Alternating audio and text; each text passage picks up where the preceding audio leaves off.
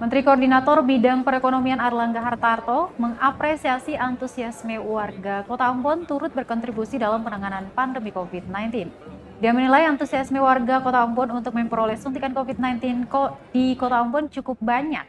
Dengan pencapaian ini, semoga provinsi atau Kota Ambon harapnya bisa dicontohi oleh provinsi lainnya. Hal ini terlihat dari data Dinas Kota Ambon, Dinas Kesehatan dalam hal ini yang mencatat sebanyak 1.097 orang sudah tervaksin selama sepekan penyelenggaraan selebrasi vaksinasi di Lapangan Merdeka. Dengan demikian herd immunity atau kekebalan kelompok, skor telah mencapai 72,2% di Kota Ambon. Di mana dari 1.097 yang mendapat vaksin terdapat 2.516 warga yang terima dosis pertama dan 5.397 menerima dosis kedua untuk vaksin Sinovac. Sedangkan untuk vaksin AstraZeneca terdapat 332 dosis diterima dan dosis kedua terdapat 740 dosis yang diterima warga. Menggunakan 70%, sebetulnya kita sudah bisa kali bersatu.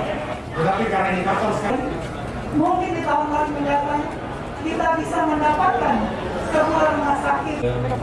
Tapi ya, Pak Wali Kota, seperti tadi dilaporkan, saya yakin penanganan COVID-nya baik.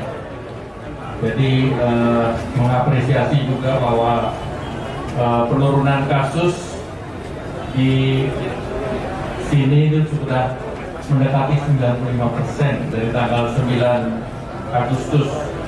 Dan ini satu hal capaian yang baik dan tentu yang kita harus dorong adalah pada periode seperti ini di mana kasus secara nasional reproduction atau kasus penularan juga secara nasional sudah 0,62, sehingga tentu ini sejalan juga dengan yang ada di Maluku dan di Kota Ambon.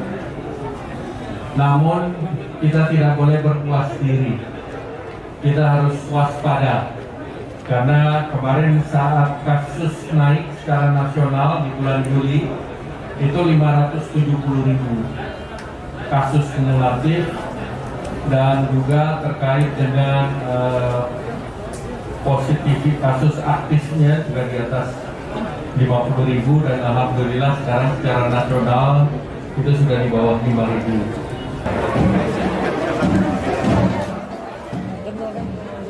Terima kasih sudah nonton.